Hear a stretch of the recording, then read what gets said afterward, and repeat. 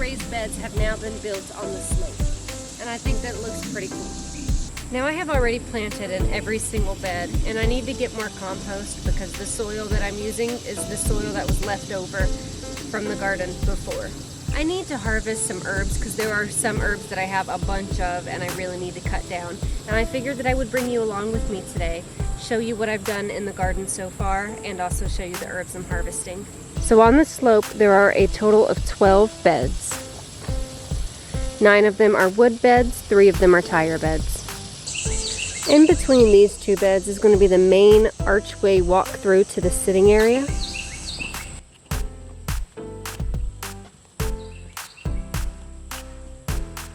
So as we walk through here, where all these trees are, I'm going to be building the sitting spot and a wall to block the pool. Oh, we still have a lot of work to do over there. Look at this bed full of zucchini and thyme.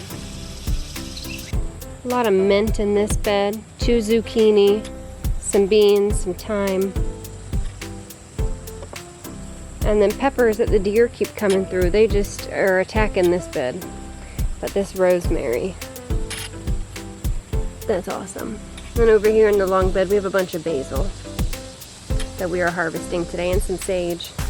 Our tomato wall pretty much coming to the end of its life as far as the plants go. I just pulled out all of the potatoes growing in this bed, and in their place I planted bush beans and carrots and radishes. I'm sure a few other things. Here, this is the toothache plant. I'm gonna get some of those today.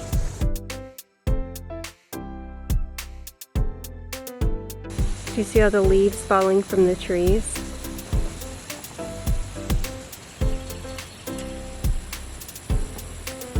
We're gonna start right here by this sage. This sage plant is about 3 years old. It has been transplanted and replanted, I don't know, so many times. I've lost count now, and it is still holding on. There's a couple of bad leaves on here, but overall, it's not bad. So I'm just gonna cut it back a little bit.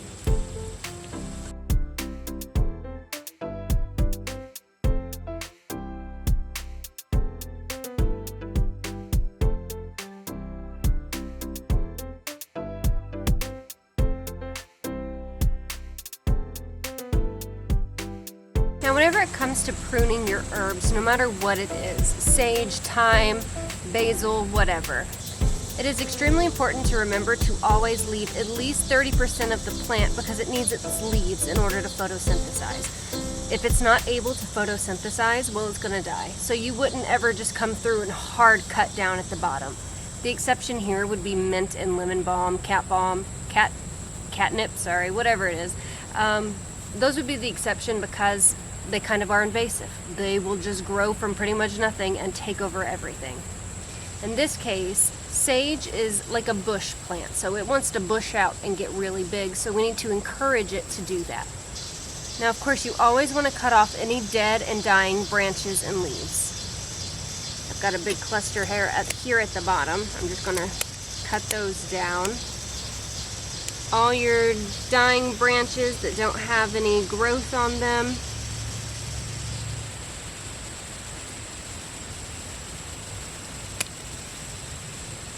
now, in order to make this a little bit shorter and encourage bushing, we're going to come down and find the nodules. Now, it is very clear to see once you start going down, here's a nodule, and we can see 2 little shoots of new growth. We're going to go down a little bit further because there's a lot of bunching going on right here. So I'm going to come through the main part of the stem,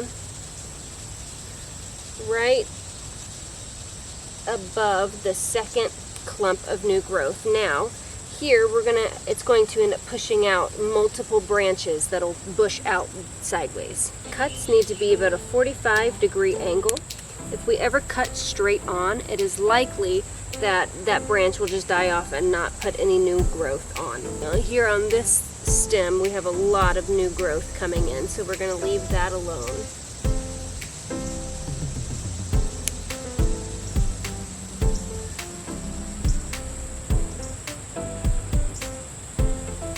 Now I know these look really pretty much bare on the bottom, but every nodule is starting to put on some growth, so this should bounce back pretty good after it's recent transplant here. I gave it some fertilizer 2 days ago. I think it'll do just fine. That's all that I'm going to cut off because I still want this to bush out and put on more growth than it has currently. So here we have our lovely thyme plant. It's actually pretty big. It's getting a little squeezed here by this zucchini plant. But just like it is with the sage, what we're going to come through here, and I'm going to hard prune this back because I really need to in order to encourage more growth. Thyme is perennial, such as sage, and I just want it to really spread out. So we need to make sure on each branch that we're leaving enough leaves so that the plant will photosynthesize. I'm trying to encourage growth.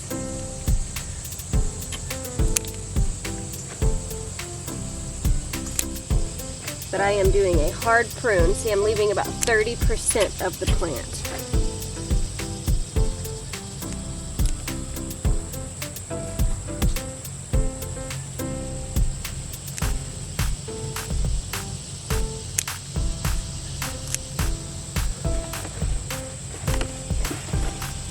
And this is the thyme that I cut right off the top.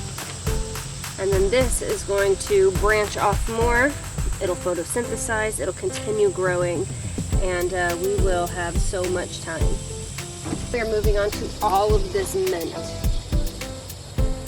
Lemon balm, actually. This is lemon balm. Now I need to do a hard prune back here, but I'm going to leave about 50% of what I see. So I'm going to go about halfway and cut it.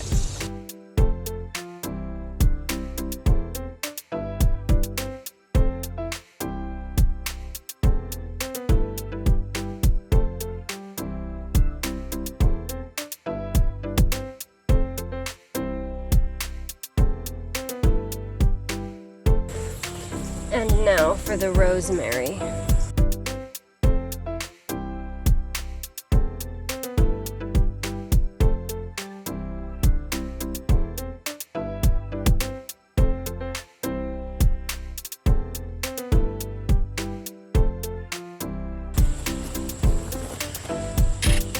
This is mint. Isn't that beautiful? Now we move on to the basil. Same thing with the basil as the other plants. We want to encourage it to branch off, so we are going to cut its main stem where we see new growth and old leaves.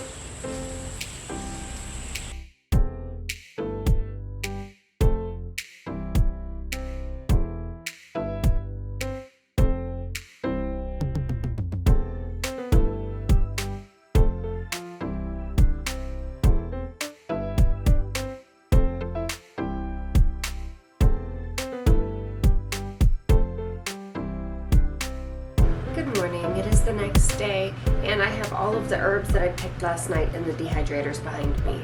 The herbs have been in the dehydrators at 122 degrees for about 10 hours. I feel like they need about another hour, maybe 2 hours, until they're completely dry and done. There's still a little bit of moisture in some of the leaves. While the herbs are finishing up on their last 2 hours of drying, I figured what I would go ahead and do to end off this video is to tell you why I keep doing this. Why on earth am I growing a whole bunch of herbs and then drying them, putting them in jars on a shelf, and then just leaving them here? Kind of seems like a waste a little bit, doesn't it? Well, no, it isn't. And the reason for that is because I can make all kinds of things. I can make herbal teas, I can make herbal tinctures, I can make a bunch of medicinal remedies to cure a wide variety of ailments, from the cold and flu to insomnia. The possibilities actually are completely endless. On my shelf here I have my large bowl up top, my large dehydrator, smaller dehydrator, and then that's my cooking eye. And then here on this shelf, of course, salt. There's pickling and canning salt back there, and then a wide variety of different canned foods. Most of that is pepperoncinis. I know it's dark and you can't see. On this side we have dried herbs, mushrooms. This is lemon zest, dried rose petals. Over here is fennel. And on this third shelf I have my second big dehydrator. And then down on this fourth shelf, these are all herbs that I grew, except for the orange peels. I did dehydrate those though, of course. All of this is a mixed variety. See, we've got mint, lemon balm, chives, onion tops, kale, sage, all kinds of stuff. Here, more sage. Now that's just the shelf. Here in the apothecary, which I'm pretty sure is not up to par. No, it's not so bad. And here in our apothecary, we have medicinal tinctures. There are also some dried herbs in here, medicine, band-aids, our whole medical hub right here. I have a few tinctures and a few that I need to strain off. So I have pretty much been obsessed with herbalism for years, seriously.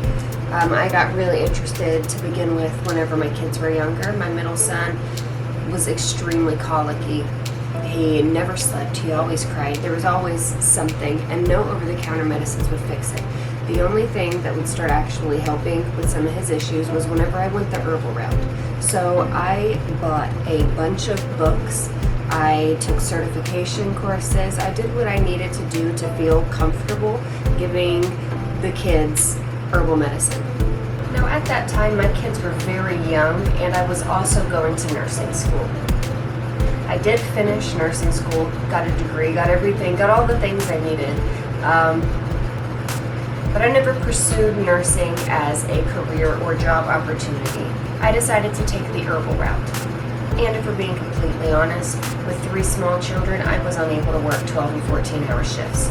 Nobody told me that before I went to school.